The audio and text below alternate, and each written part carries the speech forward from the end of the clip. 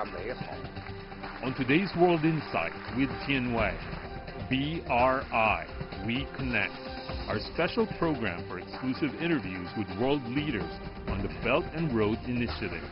Today, the Swiss president. That's the most important project for investments in the world. The World Bank CEO. The infrastructure gap today remains huge.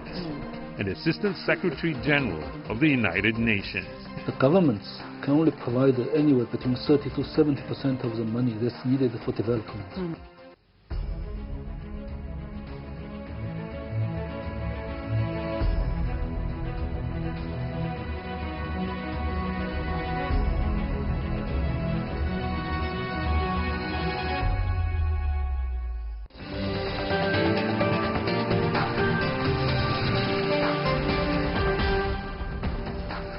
And welcome to BRI We Connect, a special edition of World Insight with me, Tianwei, on the global discussions related to the Belt and Road Initiative. The Belt and Road Forum for International Cooperation is ongoing in Beijing. The BRI is believed to be a grand vision for global connectivity and development. Let's hear first what Chinese President Xi Jinping had to say at the opening ceremony of the forum Thursday about many issues. We need to be guided by the principle of extensive consultation, joint contribution, and shared benefits. We need to act in the spirit of multilateralism, pursue cooperation through consultation, and keep all participants motivated. We may, by engaging in bilateral, trilateral, and multilateral cooperation, fully tap into the strengths of all participants.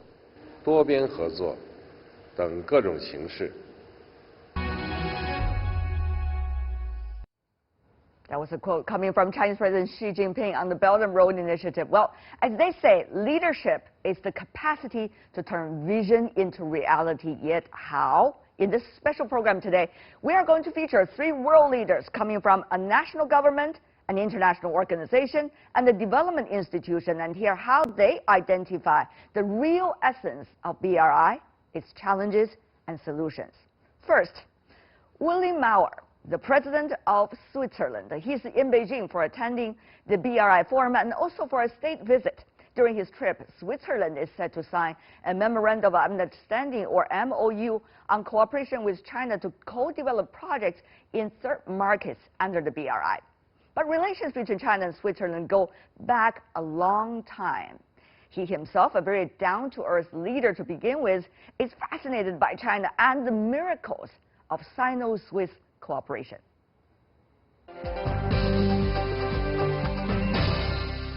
Mr. President, what a pleasure to see you in Beijing. That's my pleasure, thank you.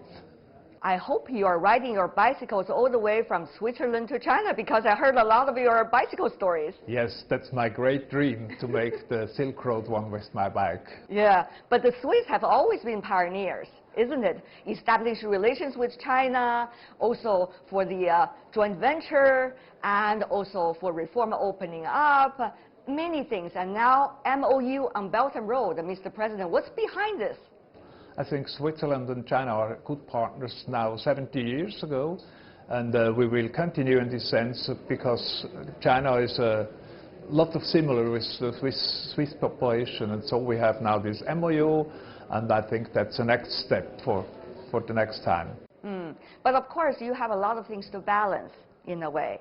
I mean, your relations with your partners on the European continent, for example, even though you are now part of the EU, and also your relations with the so-called West, including the United States, and of course, to what extent you are cooperating with China, Mr. President? You know, Switzerland is neutral, independent, and we are free to make trade with everyone, and China is a natural partner, and we think at the long term. And of course, sometimes we have some hypes in this on the other direction, but Switzerland is a good partner for China, and China a good partner for Switzerland, and we will continue with this collaboration. Easier said than done, Mr. President, I'm afraid that you have a lot of geopolitical changes in the world, so I guess it is a balancing act rather than just a decision being made, isn't it? Yes, of course we have good relationship with the United States, with the European Union, with the Africa continent, with everyone. That's the advantage from a small country with a strong economy. We are free to make what we want, and we have no problem with the United States, with the European Union. But for the moment, that's the Belt and Road Initiative, and we are here for a collaboration or a longer term. Yeah, you talk about Belt and Road Initiative as a 100-year project, I read recently. What exactly do you mean? And of course, a lot of things could happen within those 100 years. So how is Switzerland cutting out your niche in this regard? I think for the next 10, 20, 30 years, we need a lot of investments, and then we will profit from these investments for the next year. And I think that's the most important project for investments in the world for the next 100 years about. And so that's investment for the next and the next generation. Yeah. And that's the sense of this, and there's a vision, and I think the world needs some visions. But exactly how will Switzerland cooperate on the Belt and Road Initiative platform? Can you give us some examples? We have now this MOU with your government that will say that we have the same basics for collaboration in third countries. For example, where?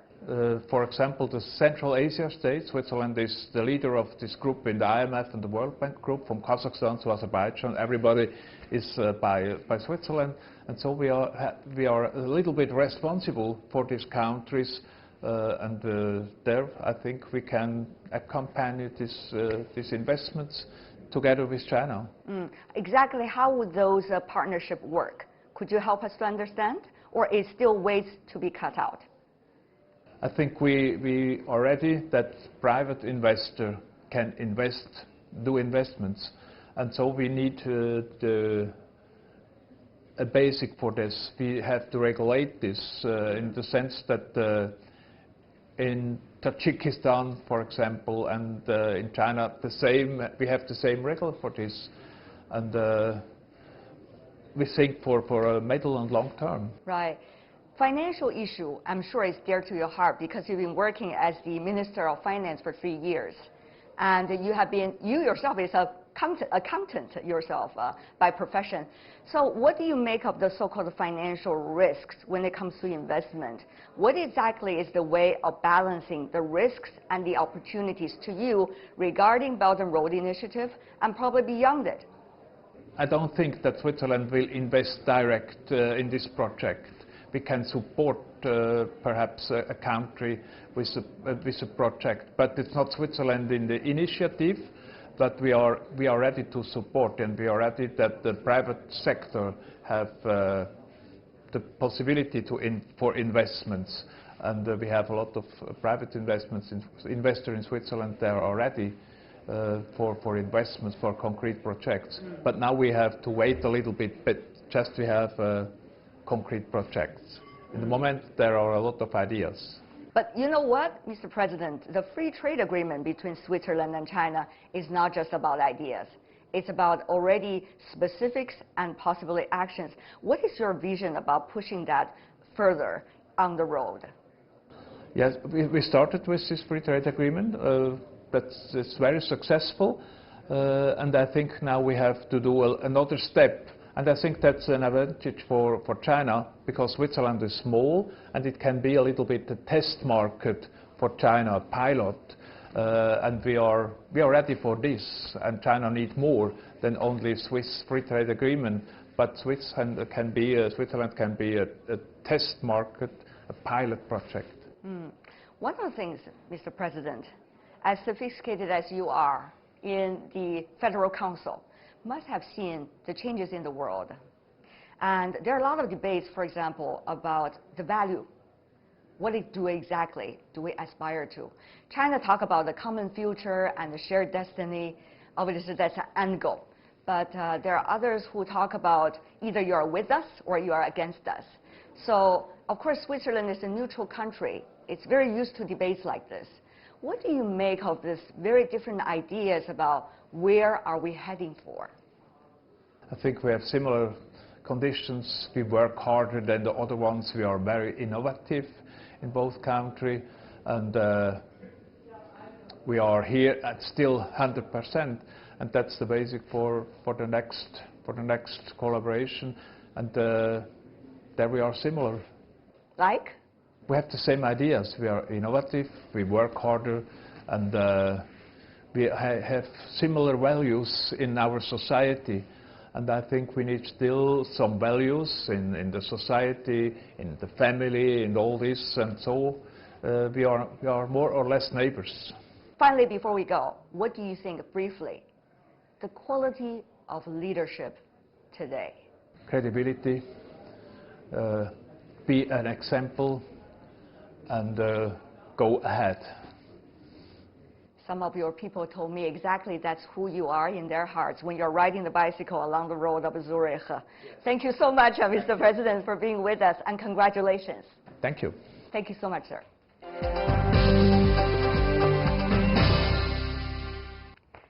That was my interview with Willy Maurer, the president of the Swiss Confederation. You're watching BRI We Connect, a special program on the Belt and Road Initiative on World Insight. Coming up, I get up close and personal with the World Bank CEO and the Assistant Secretary General of the United Nations. 2 interviews coming up. 2 paths, 1 end. A new model of international cooperation, reflecting on past progress, looking to the opportunities and challenges ahead. The second Belt and Road Forum. Stay tuned to CGTN.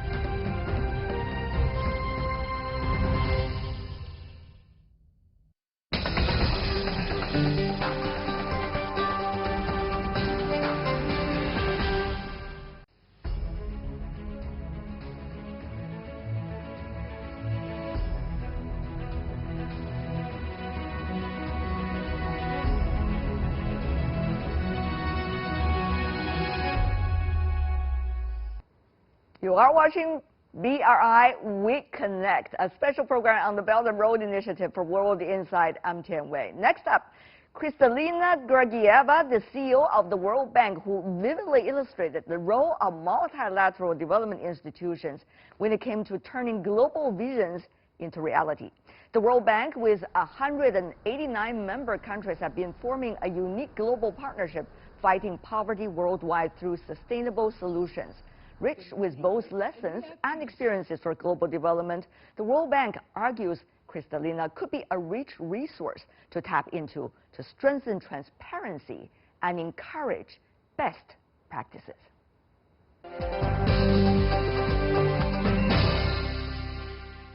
Kristalina, what a pleasure to see you here in Beijing. I'm so very grateful that you have invited me for this conversation. World Bank putting aside $80 billion for an infrastructure-related project, including loans as well. How do you, over the decades, see the experiences and lessons of investing in infrastructure? We have been concentrating on connectivity within countries and across countries because it facilitates growth, creates jobs, and most importantly, it allows to fight poverty in a most effective manner. We have seen how this connectivity improves access to markets, increases the ability of people and goods to travel at a lower cost. But we are concerned that the infrastructure gap today remains huge. Just to give you the numbers, we recently published a report called Closing the Gap, exactly on that issue of infrastructure. And between now and 2030, we assess that annually developing countries ought to invest $2.7 trillion. Oh my God. Where we are 2 to 3 times less that amount. And most concerning is that 90% of investments in infrastructure in the developing world come from the public sector, not for the private sector. So our concentration at the World Bank increase our own investments, but most importantly, focus on investment climate and market conditions, local currency markets in particular, so private investments can go up. You talk about the lack of infrastructure investment in the world. So how much a role will Belt and Road Initiative as a platform be able to complement the needs for infrastructure investment? What will be the nature of the Belt and Road Initiative from the World Bank perspective? We actually have been following up very closely the Belt and Road Initiative, and we ourselves finance a great deal in the countries that participate in the initiative. Give me some examples. Well, I'll give you an example in how we are addressing trade facilitation in Africa, in Central Asia. Yes. We are working on encouraging cross-border investments. So a road in one country doesn't stop at the border, it continues across. And I can tell you that it is not really very easy. There are many obstacles.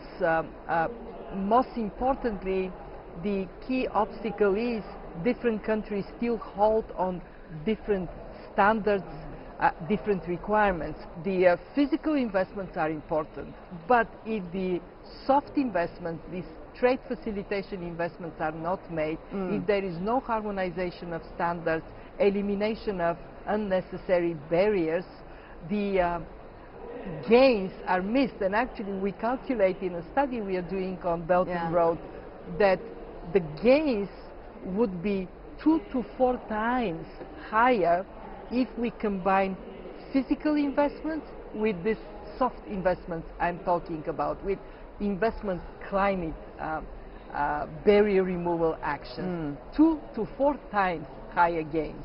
That's a huge number, isn't it, if you think about it? It's a huge number. Yeah. And that really leads us to another question, which is about what is the trade framework? What are the policies of different governments? How can they work better? And I have to throw this question about the China and U.S. trade negotiation. I know the World Bank is not in charge of that, and not the referee of that either, but it's going to have an impact on a lot of issues related to the two countries and beyond. So from the World Bank perspective, Kristalina, how do you see the latest discussion, and how will this, in a way, help to smooth up the policies, not just between these two, but beyond, and as a result contributing to infrastructure connectivity? We have, as institutions, 75 years of experience, and it has been consistently proving that trade is good for growth, it is good for jobs, it is good for poverty reduction. And even more, trade is good for peace. We have been very much emphasizing the importance of eliminating trade barriers. There are two types. One, tariff barriers. And the other one we talk less about, non-tariff barriers. The trade facilitation that I was talking about, common starters, easy crossing of borders and so forth.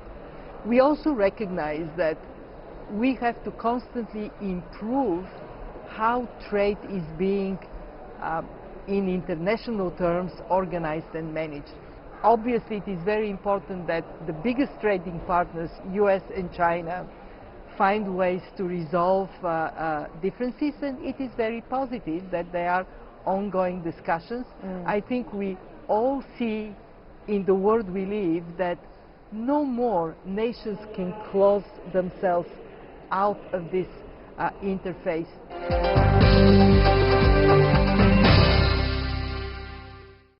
Talking about financial situations, there are a lot of debates about whether the Belt and Road Initiative is creating so-called a debt trap, and I heard that debates also during various meetings held by IMF and certainly the World Bank. So how do you see that issue what can be done to make sure there's no potential danger of it in the near future? 2 words. Okay. Debt transparency. When we have clear, inclusive accounting for debt, countries can make good choices how much to borrow, under what conditions, and what to borrow for. When debt is invisible for the public eye, when contingent liabilities are not accounted in the debt burden of countries, there is risk of wrong decisions.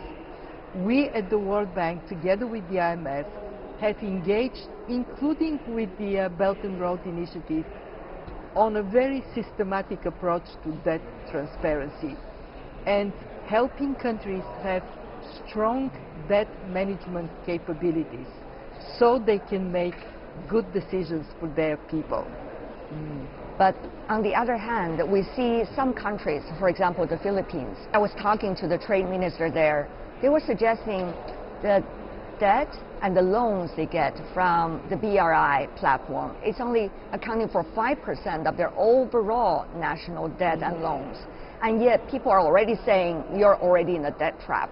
So they were very confused as to where this come from. And they aspire to return any loans they have borrowed throughout the decades, and they have never had much problem with it. Probably also demonstrated with their record with the World Bank. But there's a lot of issues that people begin to talk about without really seeing the hard evidence of it. But that's exactly my point, that when we have good accounting, then there is no speculation. It is very clear how big is the debt burden, can countries take more. And let me make a very important point. Debt is not necessarily bad. Debt is to create productive capacity in countries. What is important is to have good analysis, and actually this is where the World Bank comes into play. What we have is very high standards for prudent financial management.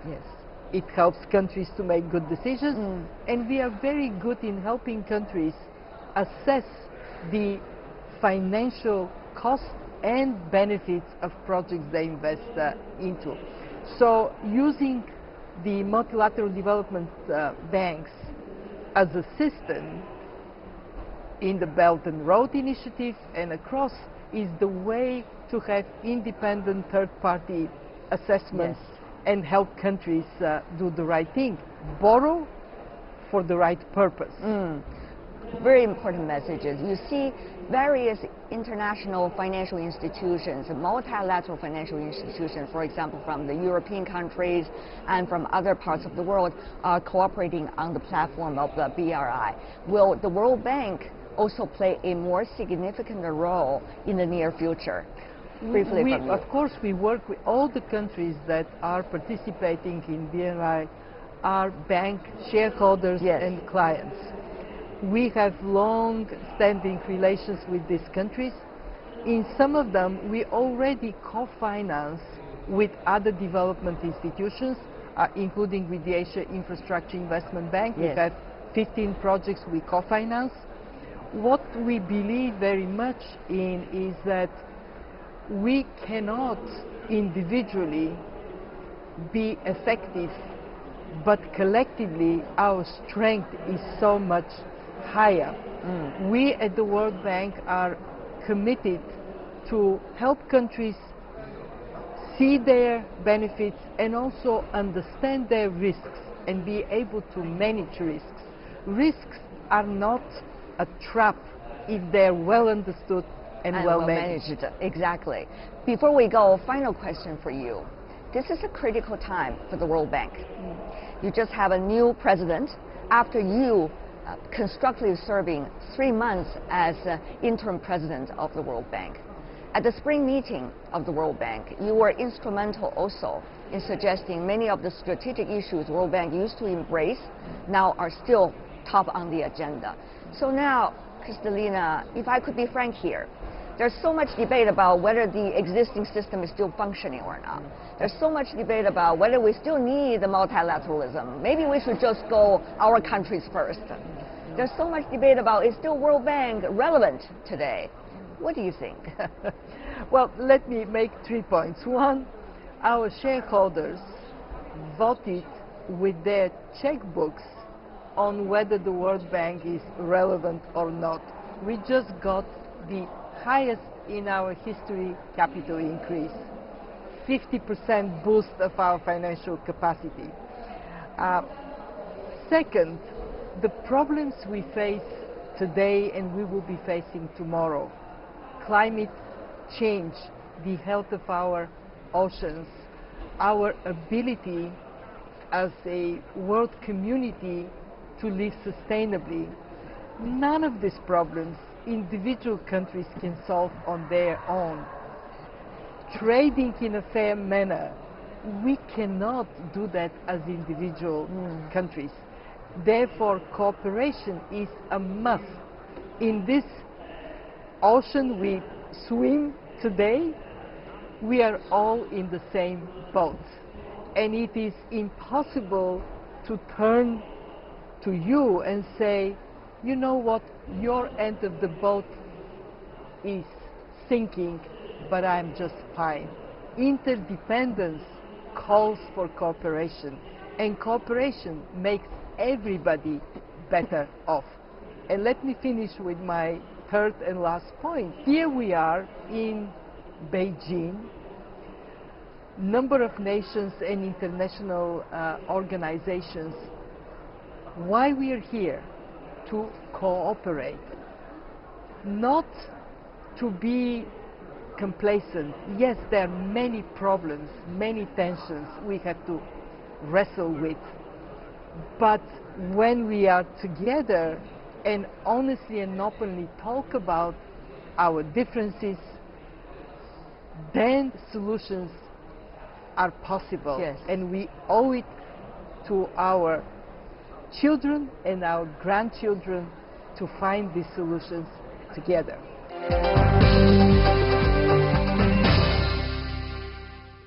Finding solutions together. That was my exclusive interview with Kristalina Georgieva, the World Bank CEO. You're watching BRI, We Connect, a special program on the Belt and Road Initiative on World Insight. Coming up, the Assistant Secretary General of the United Nations in the spotlight right after this break.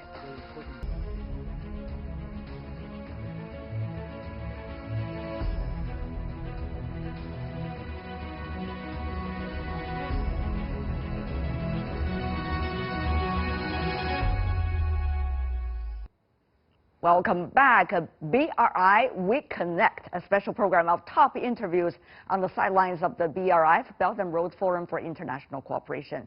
I'm Tian Wei. The reason why BRI has become a hot topic has a lot to do with the fact that it is for the very first time a developing country like China is proposing a global vision for development. And on top of that, there are already concrete projects in the pipeline among developing economies. But not everyone is very familiar with this pattern and practice. Hao Liangxu, the UN Assistant Secretary General, who's also the director of UNDP Asia Pacific, knows this very well. Born in a developing country himself, he has been working for decades in UNDP, the organization of the UN that focuses 100% on development issues. Take a look at my interview with him.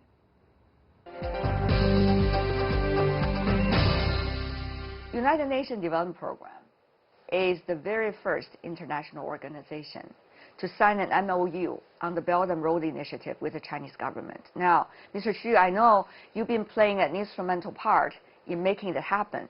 Help me to understand how it's been since the signing of the MOU. And for UNDP, the reason we wanted to engage with China on this very important global initiative is because we see the potential to align the Belt and Road investments with the objective of the 2030 development agenda. Because the scale of the Belt and Road investment is so huge, right? Some estimates put it at $1 trillion. Yes. Right? So it can have transformative impact on development, right, in the destination countries. But of course, there are so many debates related to the Belt and Road Initiative, suspicions to, debt, neocolonialism, geopolitics, a lot of things people discuss in the public domain. How does the UNDP see all the debates related to a new initiative, which is, of course, at its early stage? Sure. And when you talk about these debates, I think this is only normal, right? There's such a major initiative globally, so it's natural that it has generated some debates. And when you look at these issues, we see this at two levels. One is a macro level issue. Okay? For example, how to ensure that the Belt and Road investments align with the recipient countries' national development objectives and the priorities. At the micro level, that comes to project implementation. You have a project design issue, environmental standards, and the implementation capacity, transparency issues, and so forth. Right? So we needed to look at what issues we're talking about and deal with this objectively. But I think the experience has shown that over the last few years, the Chinese government, as well as partner country governments, are paying increasing attention to this issue. And our work with our partner countries is to ensure that these debates are informed by facts, by research, and actually moving towards solutions. Now, there are several issues that people have been aspiring to achieve. For example, how about the involvement of the private sector all over the world? For example, how about trying to bring in not only just the developing and emerging economies, but also developed economies to come in. They also use the AIIB as just one of those latest examples, that there are so many different kinds of players on the platform. So what do you think about these possibilities? Are we far from there, from your perspective, since UNDP signed the MOU? What we see is that over the last few years, different partnerships have been developed and are flourishing. But you mentioned very importantly the role of private sector. The fact is that for development to really achieve scale, public financing alone is not sufficient. We did a lot of studies on the country's development financing flows. It shows that depending on the country's development level, the governments can only provide anywhere between 30 to 70% of the money that's needed for development. So leveraging private sector to invest in projects that are not only financially profitable, but also generate social and environmental benefits is critical. And that's why we are engaging in this initiative. In the world, there is also questions about whether the 2030 agenda of the UN as a whole will be able to be achieved by the time when this plan has come to an end. So it's a lot of aspirations inside the plan. And again, this is a really good question. But why people have worries about achievement of the SDGs by 2030? Why? What do you think? Partly is because the lack of or insufficient development financing. So the Belt and Road Initiative, in fact, can play a significant role in bridging this gap in financing. But we always say that it's not only about the amount of financing, it's about how, with what principles this financing is being applied. What do you think are the principles? Give me several things. The principle is very simple. It is the triple pillars of the sustainable development. That's economic, social, and environment. Right? If we follow international established standards, right, in looking at how we can maximize the impact of Belt and Road Initiative, I think we can create truly a win-win situation for all participating countries. Poverty alleviation is an utmost important task of yours. So how will that, in a way, link to when we talk about infrastructure, when we talk about developing and emerging economies playing a bigger role in the international institution decision-making process? So how will these different moving factors eventually link together from your perspective? To achieve poverty reduction, you must have economic growth, right? But rapid economic growth alone is not sufficient because if not managed well, it increases significantly the inequality and the driving social instability. That's why we say that the economic development has to be sustainable, but also inclusive, right?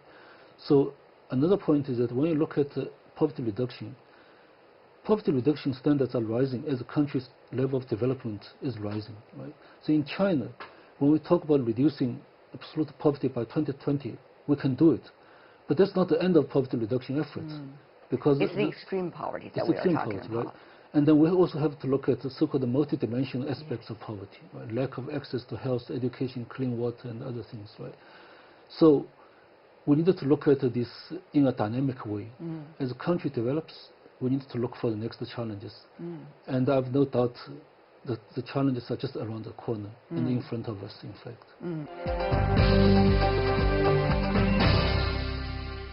This year, 40th anniversary in a way, between China and the UN. China joined the UN, and people are saying this is a critical juncture, both for China and for the UN as well. How do you see this timing, and what could be the chemistry now of the current stage between China, UN, particularly UNDP I'm talking about here? Sure. I think between China and the UN, China has become an important part of the UN's work globally, right? Not only in terms of poverty alleviation of its own, that contributes to achievement of global development goals, but China also actively participates in peace and security actions that the United Nations is implementing around the world. The Secretary General, is paying very high levels of attention to this relationship, this partnership, right? And he himself, has called on China to contribute, right, to the important initiatives that the UN is advocating, right? And he also called the Belt and Road Initiative as a potential accelerate for the achievement of the SDGs.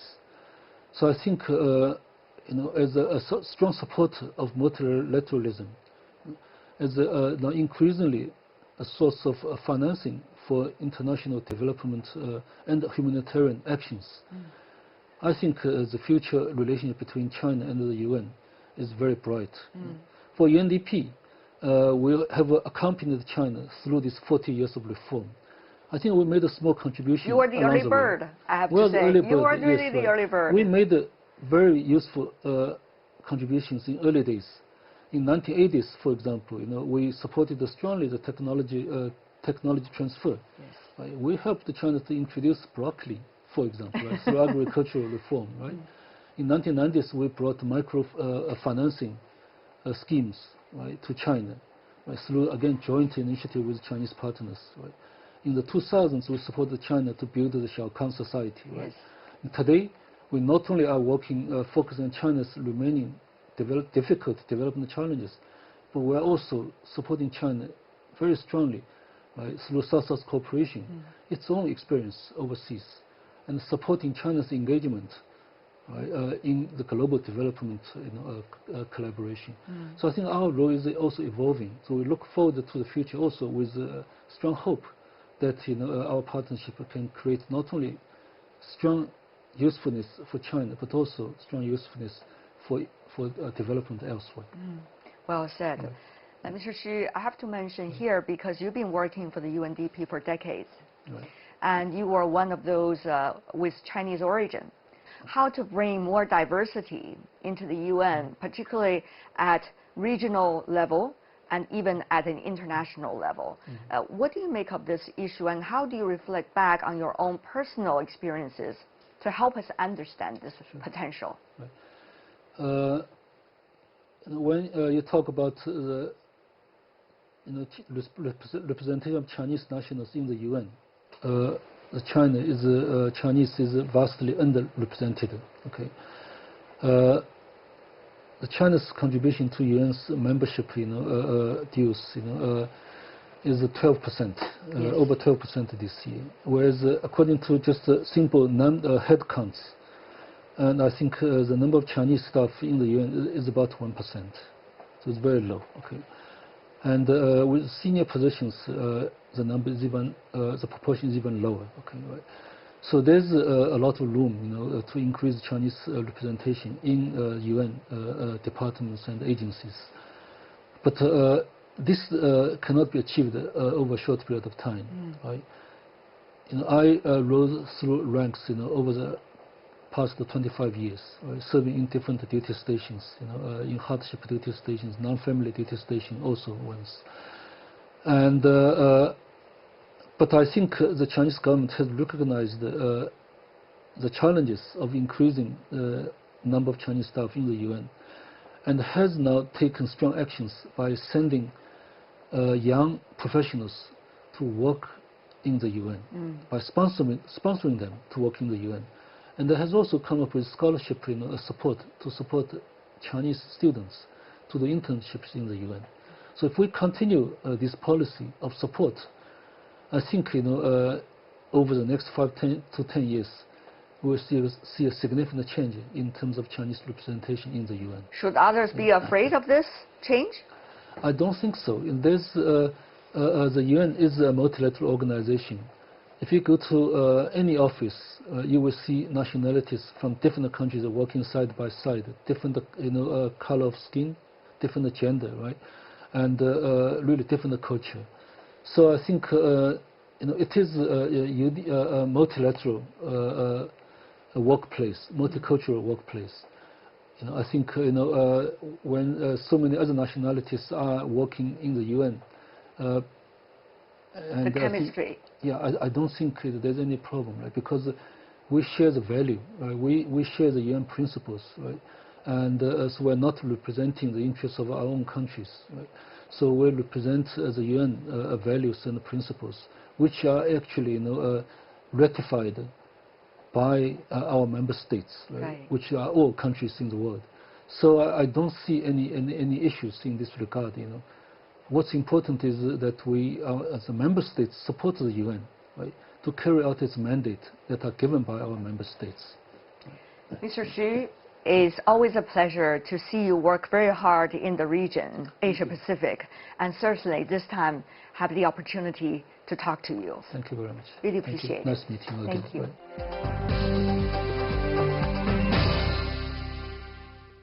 And with that, we're coming to the end of today's special program, BRI, We Connect. In the next edition of World Insight, we're going to continue to gather the most brilliant minds of the world leaders from national governments, international organizations, and development institutions on connectivity and the Belt and Road Initiative. And that is all the time we have for today. If you'd like to see more, try to find us World Insight CGTN into your search engine, or check out our YouTube channel. You can also follow us on Twitter, Facebook, and Sina Weibo. The weekend is upon us, so have a great one, everyone. Bye for now.